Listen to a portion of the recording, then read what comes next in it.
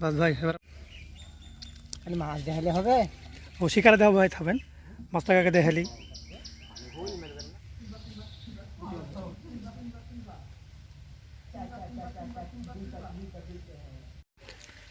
আসসালামু আলাইকুম বন্ধুরা, আমি আজকে এসেছি আমাদের এলাকা নদীর ধার শ্যামপুর ঘাটে, শ্যামপুর বালুর ঘাট।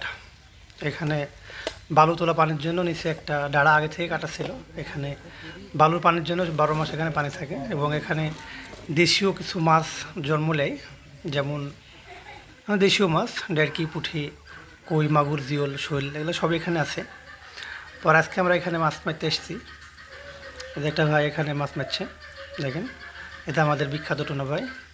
এটা একটা চাচা এখানে আছে এবং আমরা এখানে আজকে কই মাছ মারার উদ্দেশ্যে আসছি এবং এখানে প্রচুর পরিমাণ কই ওয়াশ করছে। দেখেন আপনারা, মাছের সাইজটা একটু ছোট কিন্তু কই মাছের পরিমাণটা অনেক বেশি।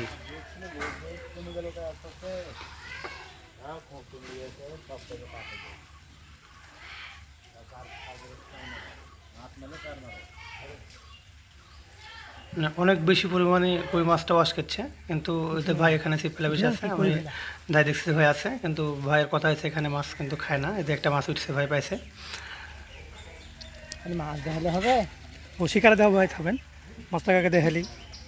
ভাই মূলত বুল্লা টোপ দিয়ে মাছটা মেরেছে, মানে বুল্লা যেগুলান হলুদ এগুলা এটাকে বুল্লা বলা হয়, মানে হলুদ যে প্রাণীটা আছে পাখায় পড়ালা, এটা হচ্ছে বুল্লা। আর এটার ডিম দিয়ে ভাই মূলত মাছটা মেরেছে। এই যে এখানে লালন ভাই আর টুনা ছিপ ফেলেছে, টুনা ভাই। কিন্তু বিষয় হচ্ছে এখানে কিন্তু মাছ তেমন আমরা খাওয়াতে পারিনি, মাছ খাচ্ছে না। আর মাছ না খাওয়ার কারণটা হচ্ছে এখানে মাছ কিন্তু খায়, কারণ মাছের পরিমাণটা একটু বেশি, এখানে মাছ খায়। কিন্তু মাছটা না খাওয়ার কারণটা হচ্ছে দেখুন মাছ লড়লো এখানে, এখানে মাছটা না খাওয়ার কারণটা হচ্ছে এখানে পাটে জাগ দিচ্ছে, আর পাটে জাগের কারণে পানিটা হালকা গ্যাস খেচ্ছে। আর এই গ্যাস করার কারণে মাছটা কিন্তু ওইভাবে খেছে না, খালি ওয়াশ করছে, খালি চোখে ওয়াশ করা দেখছে যে পাশে আমার ছিপ ফেলে নিয়ে আছে, মাছ কিন্তু খায় না। কিন্তু মাছের ওয়াশটা অনেক বেশি, দেখতে খুব ভালো লাগলো, যে কারণে এরকম ভিডিওতে আর কখনো তুলে ধরিনি।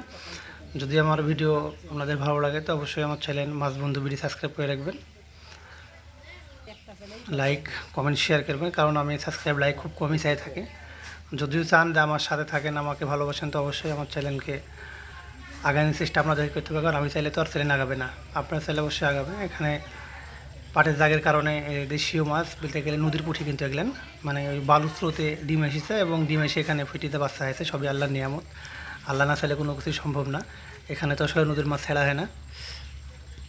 এই যে দেখেন এখানে পুঁটি মাছ ভেসে আছে, মানে আমরা কিন্তু মূলত পুঁটি মাছ এবং ডারকি, পুঁটি, ট্যাংরা এগুলো মারতে গিয়েছিলাম, কিন্তু আসলে পুঁটি মাছটা কিন্তু খাইনি।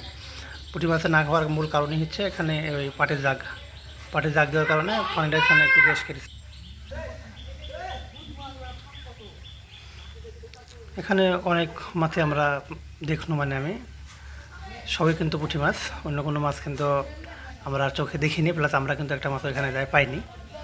তো মাছগুলো দেখতে ভালো লাগলো। পাটের জাগের কারণে কিন্তু আমাদের দেশীয় মাছ আজকে প্রায় বিলুপ্তর মুখোমুখি, কারণ দেশীয় এবং সরকারি যেসব জায়গাগুলো আছে, এরকম ডাড়ামাড়া যারা আছে দেখলেন সরকারি, হ্যাঁ, সেসব জায়গাতে কিন্তু পাটের জাগের কারণে আগেকার মতো মাছ আর হয় না।